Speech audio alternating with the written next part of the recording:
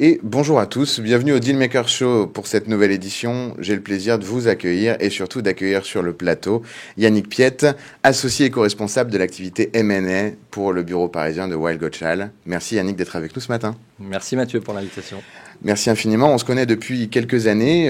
Vous avez intégré la profession, l'avocature en 2002. Vous êtes rentré chez Fresh en tant que stagiaire. Dans le Magic Circle, une belle place. Vous y passez une dizaine d'années. Vous devenez associé de Fresh, en Freshfields évidemment, à 34 ans. Donc déjà un beau cornerstone dans votre carrière. Vous êtes ensuite évidemment approché par de nombreuses structures internationales, françaises. Et c'est vers Claude Serra et David Aknin que vous vous tournez. Peut-être une première question. Pourquoi avoir fait le choix à l'époque de Weil Gotshal et aujourd'hui, après quelques années, quel regard portez-vous sur cette firme qui vous a accueilli et dans laquelle vous vous épanouissez? Écoutez, pour deux raisons assez simples. J'ai toujours fait des choix en fonction des rencontres que j'ai faites et en fonction des individus.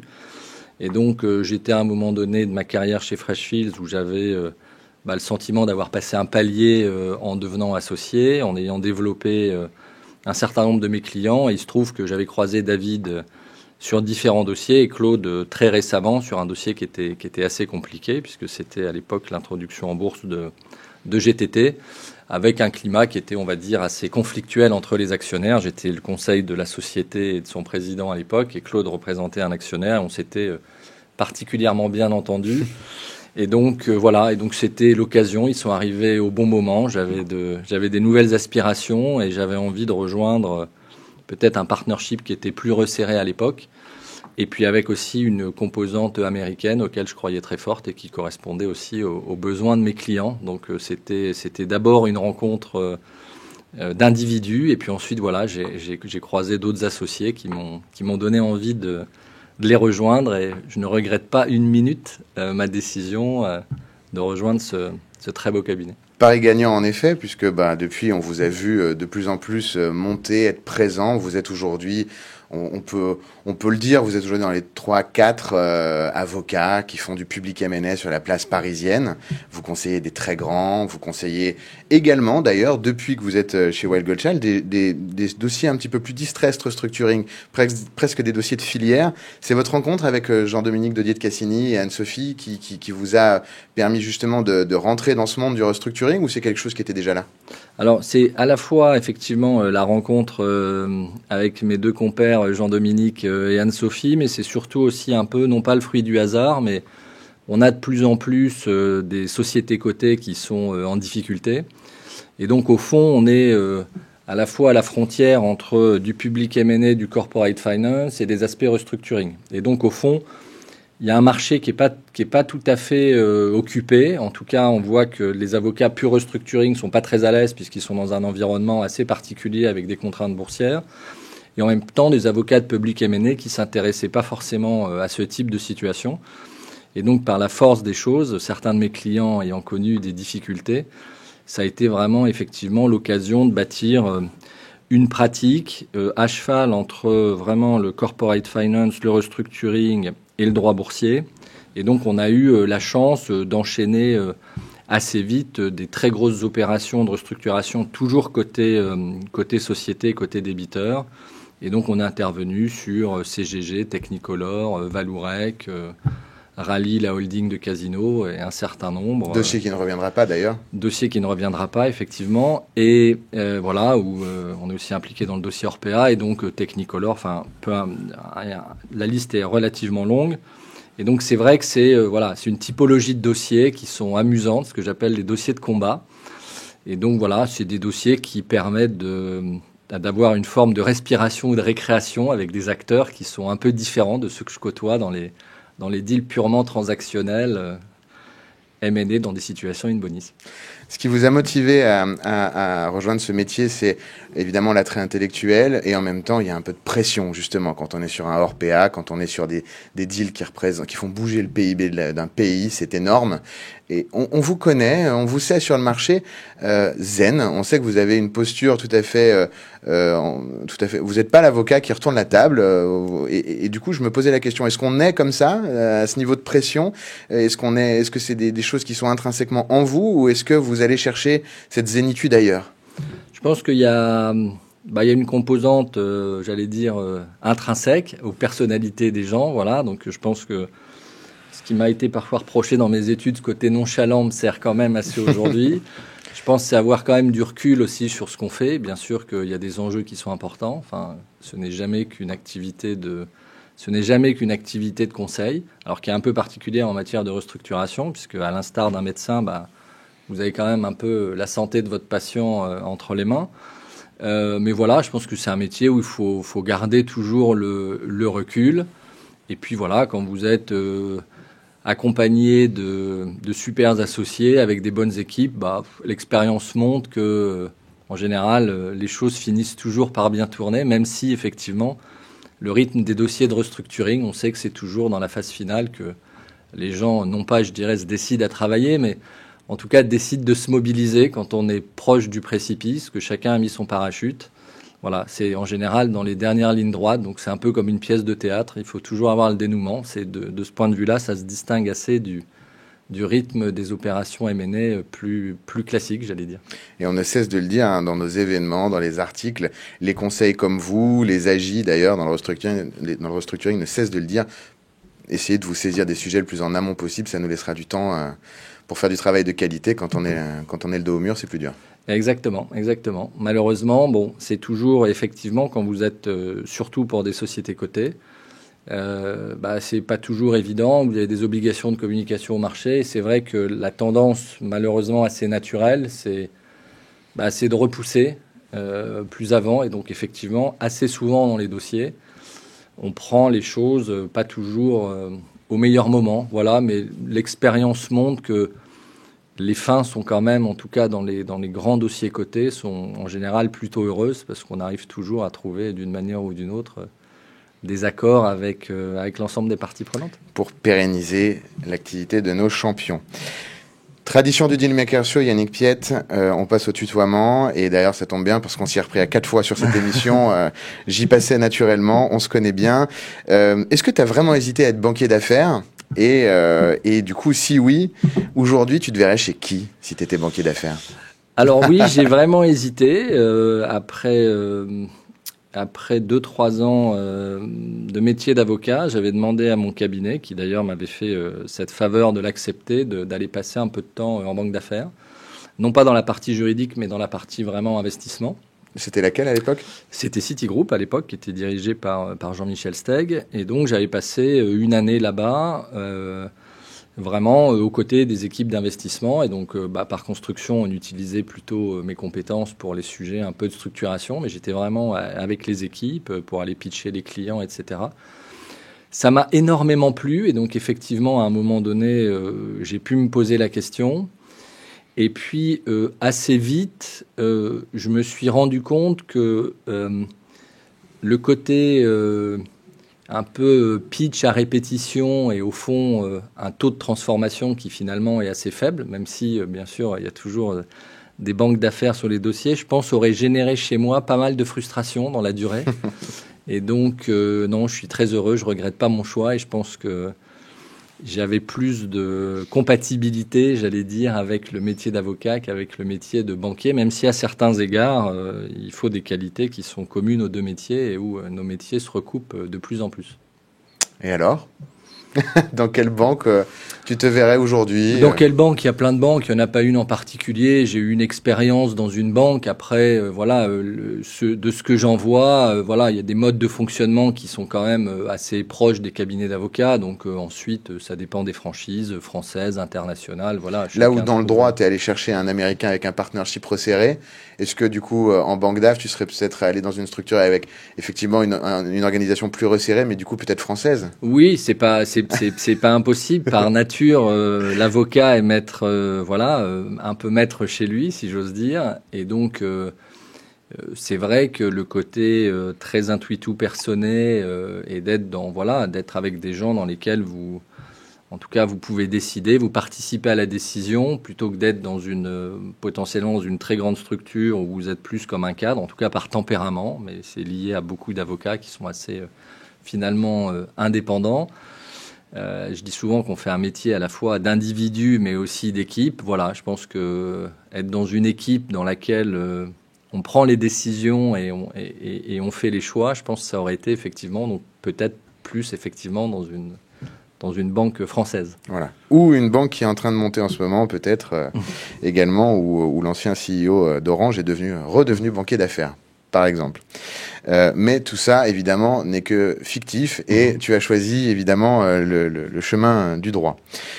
Question centrale dans cette émission, Yannick Piette, tu as fait des centaines de deals, voilà, des dizaines, des centaines, tous aussi intéressants les uns que les autres. Mais là, la question, je dois te demander quel est le deal qui t'a le plus marqué, le deal de ta carrière? Alors vraisemblablement, le deal qui m'a le plus marqué, en tout cas les deals qui m'ont le plus marqué, c'est ce que je dis, c'est les deals de combat. C'est-à-dire, c'est des deals où vous êtes dans un environnement adverse, où il y a du contentieux, quelque part un deal M&A classique, bon ben voilà, ça se déroule, c'est une négociation, et puis on arrive, et je pense que celui qui m'a le plus marqué, c'est vraisemblablement mon premier deal en tant que jeune associé, puisque j'avais eu la chance d'avoir à l'époque la direction générale d'ICAD qui m'avait confié l'acquisition de Silic, qui était une grosse opération pour eux, pour à peu près 2,5 milliards.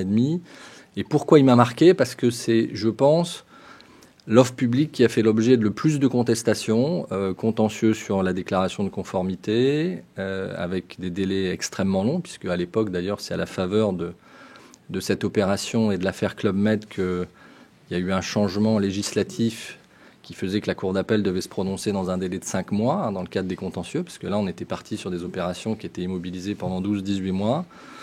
Des contentieux qui sont allés jusque devant la Cour de cassation et des contentieux qui ont été sur tous les terrains, c'est-à-dire contestation de la validité de l'Assemblée générale. Ensuite, on voulait fusionner les deux entités puisqu'on n'avait pas pu faire le squeeze-out, contestation de la dérogation au PR. Donc voilà, un deal de combat, jeune associé. Et donc, oui, vraisemblablement, ça m'a marqué. Avec, à l'époque, j'avais mes confrères Pierre-Yves Chabert côté Groupama et Olivier Dias côté Caisse des dépôts. Et donc, effectivement, j'étais un petit peu le petit jeune de l'équipe et qui devait faire face quand même pour le compte de son client à un certain nombre de difficultés. Donc, j'en garde un souvenir assez ému parce que c'était quasiment 2 ans et demi entre le début et la fin d'une opération, si je tiens compte des contentieux. Et donc voilà, quand vous êtes jeune associé, que vous devez prendre des positions vis-à-vis de votre client, vis-à-vis d'un board, sur les contentieux, les suites à donner, etc. Bon voilà, vous rentrez tout de suite dans le bain et où vous comprenez assez vite que, au fond, au-delà de la technique, le jugement, la stratégie que vous mettez en place et l'approche risque, sachant qu'il y avait des parties prenantes, un groupe d'assureurs, la Caisse des dépôts. Bon, c'est pas évident quand vous expliquez au premier actionnaire d'ICAD qu'on va aller dans une opération où vraisemblablement on aura des contentieux ou autres. Donc voilà, il faut être dans ces moments-là. C'est un vrai baptême du feu, mais qui a été une expérience marquante dans ma vie d'avocat. Il y a quelque chose d'intéressant dans ce que tu dis, c'est que donc tu as 34-35 ans, c'est ton premier deal en tant qu'associé. Et tu viens de nous dire donc quelque chose de tentaculaire, un vrai donjon avec 8000 pièces à ouvrir à chaque fois à gérer le sujet. Et en même temps, tu me parles de jugement et d'extra-juridique et de conviction. Là, tu es face au board ou à la direction générale d'ICAD, tu leur expliques un truc, tu te bases sur des convictions. Évidemment, tu es certainement épaulé par d'autres gens qui ont de l'expérience, mais à ce moment-là, sur quoi tu te bases pour ta conviction? T'as quoi? Une petite dizaine d'années d'expérience, c'est quand même... où on va la puiser, cette conviction, pour être un grand avocat de M&A? La conviction, c'est quelque part, vous êtes toujours redevable, et je ne crois pas au succès spontané qui tient qu'à l'individu. Voilà, j'ai eu la chance dans ma carrière d'avocat de rencontrer des très grands avocats qui m'ont formé, qui m'ont appris à prendre des positions sur des situations compliquées. Donc je pense que 10 ans après, il va sans dire que j'ai parlé à des associés qui étaient plus seniors de mon organisation, à l'époque des gens comme Patrick Bonvarlet, Hervé Pisani qui devaient rejoindre, et donc qui sont là pour un peu vous guider, avec qui vous pouvez confronter. Mais à la fin de la journée, c'est vous qui portez, c'est vous qui prenez la décision. Et donc effectivement, j'avais déjà à l'époque, ce qui était une chance, une forme de relation de confiance avec la direction générale de l'époque, puisque j'avais fait 18 mois avant, en tant que collaborateur, leur opération sur Compagnie de la Lucette, qui était aussi une opération de public M&A importante, qui s'était déroulée sans accroc cette fois-ci. Et donc, il m'avait fait la confiance de me confier cette nouvelle opération. Mais c'est sûr que j'ai des souvenirs de week-end où vous êtes au board, vous devez prendre des décisions. Vous convoquez, dire au président du board, là, il faut qu'on réunisse le board en urgence pour prendre les décisions. Voilà. Donc, c'est des moments de vie qui font le sel de ce métier. Magnifique. On a parlé du deal important sur lequel tu as travaillé, sur lequel vous avez eu des résultats. Et la question derrière est également une tradition, le deal que tu n'as pas fait et qui t'embête. Alors, il y a une grande opération que je regrette de pas avoir réussi à faire. Et d'ailleurs, j'ai échoué à plusieurs reprises, si j'ose dire, parce qu'on s'y est pris au moins 3 fois. C'était l'opération de rapprochement dans le secteur des télécoms entre Orange, Bouygues, Altice et Free. Donc, qui aurait quand même changé le paysage des télécoms, puisqu'on serait passé de 4 à 3 acteurs. Comme c'est le cas dans beaucoup de pays, d'ailleurs. Et c'est réellement à la fois l'une des opérations les plus stimulantes intellectuellement sur lesquelles j'ai jamais été amené à travailler. Et c'est aussi un grand regret parce qu'on n'était vraiment pas très très loin de trouver un accord qui a chopé dans vraiment la dernière ligne droite. Et donc c'est beaucoup d'efforts, d'énergie. Et puis quand vous vous y prenez à 3 reprises, vous avez toujours on dit jamais 203, mais nous on pensait que c'était la 3e fois serait la bonne. Et donc c'est vrai que c'est pour toutes les équipes, parce que c'est des projets extrêmement complexes qui mobilisent beaucoup de gens.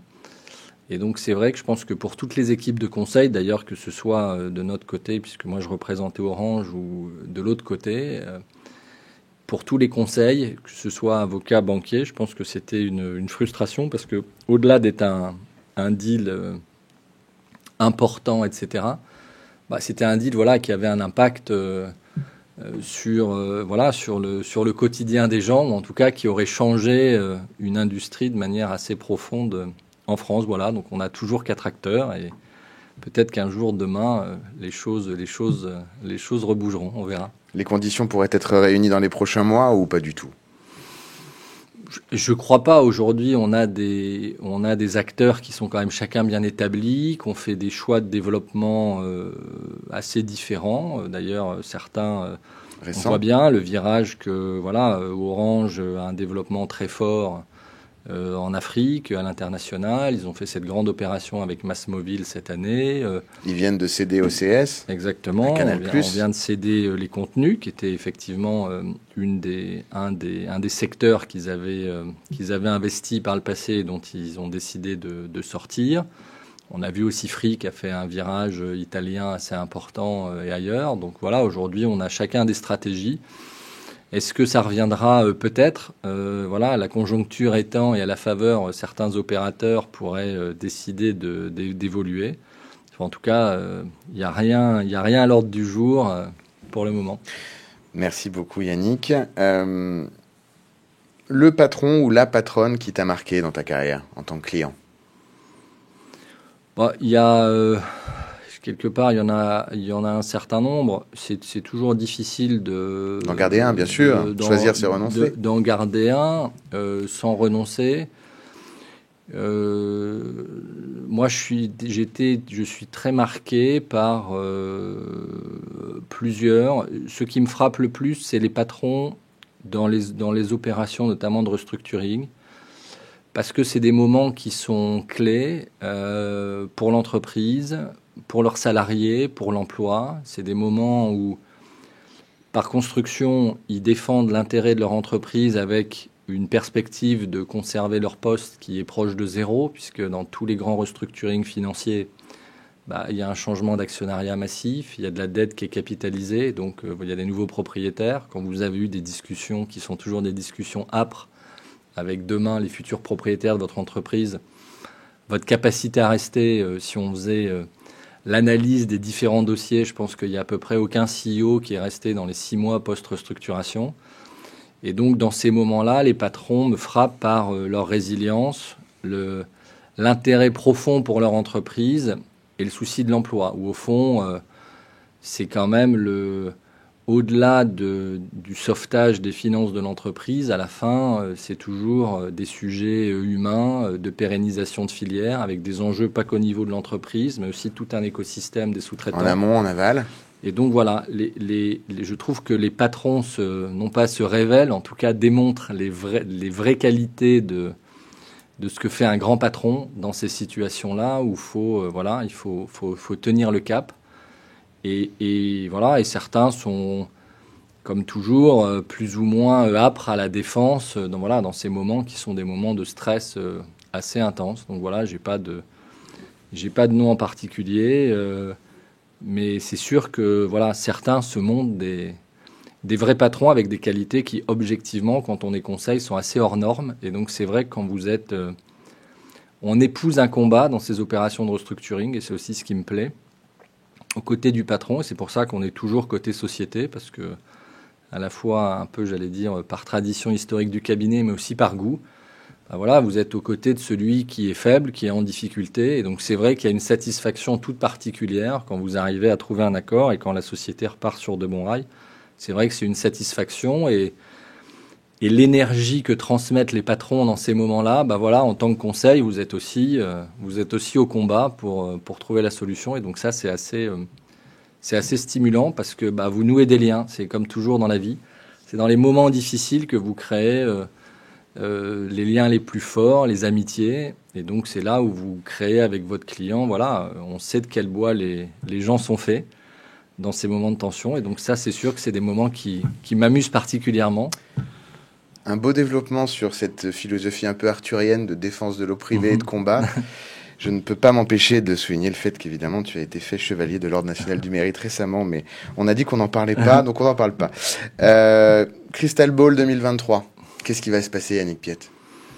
2023, personne ne sait, pas plus moi que les autres. Le constat qu'on fait en ce début d'année, moi, je trouve qu'il est quand même positif. Alors, je suis un éternel optimiste, donc on verra bien si les prévisions, et non pas les prédictions, en tout cas, ce qu'on constate, c'est quand même une activité, en tout cas, qui demeure assez soutenue sur le mid-cap. Le large-cap, c'est sûr, a souffert l'an dernier, y compris quand on regarde les statistiques. On a plus de 40% de baisse de volume d'activité dans le monde, à peu près pareil en France, et le large cap est encore plus concerné. Aucune opération supérieure à 10 milliards l'an dernier. 2 opérations que j'ai en tête, Orange MásMóvil, on en a parlé, et puis EDF, entre 5 et 10 milliards, donc c'est quand même pas énorme. Mais pour autant, un marché où il y a des belles opérations qui sont sorties l'an dernier. Je pense à des opérations comme April, comme Trescal. Dans le secteur de la transition énergétique, on a quand même eu 3 belles opérations entre Albioma, avec la vente de Green Yellow. Un casino. Donc il y a eu des Reden Solar, il y a eu un certain nombre d'opérations. Donc on voit qu'il y a des secteurs d'activité qui sont quand même plus résilients que d'autres. Après, c'est sûr que en private equity, on verra ce que sera le marché. L'an dernier, les acteurs de private equity ont représenté quand même 50% des opérations M&A, donc ils sont quand même là. Il y a des portfolios à gérer dans un environnement qui est difficile, mais aussi des opérations de build-up. Et côté public M&A, il y a des opérateurs qui sont aujourd'hui cash rich, il y a des valorisations qui sont basses, donc il y a pas mal de réflexions qui sont en cours. Quel va être le taux de transformation bien malin qui peut dire? Et c'est sûr que aujourd'hui, pour convaincre un board de passer le cap sur une opération stratégique, c'est plus compliqué. C'est une évidence que ça ne l'était par le passé. Mais on voit quand même un certain nombre d'opérations qui sont en gestation. Et puis, par construction, il y aura tout un mouvement, pour pas dire vague, on verra, mais en tout cas, on voit les situations de distressed M&A se multiplier. À tous les endroits, que ce soit dans des participations de fonds de private equity ou dans l'environnement coté également. Donc il y aura son lot de travail et puis des enquêtes et puis des contentieux. Donc je pense qu'on aura une année qui sera quand même active, alors différente en termes d'activité et de profil de dossier que ce qu'on a connu par le passé, mais néanmoins, à mon avis, assez intense. Et nul doute qu'on te retrouvera beaucoup avec cet axe public M&A restructuring. Ça semble être plutôt bien adapté à la période dans laquelle on va rentrer. Merci infiniment Yannick Piette pour ta venue sur ce plateau. Mathieu. On espère te revoir très rapidement. Pour ma part, je vous remercie pour votre présence. Je vous remercie de nous suivre. Vous êtes de plus en plus nombreux à regarder le Dealmakers Show. On continue de notre côté, on vous retrouve très bientôt avec des nouveaux dealmakers, des hommes et des femmes qui font le marché. Merci à Fabien pour la réalisation. Bonne journée à tous. Au revoir.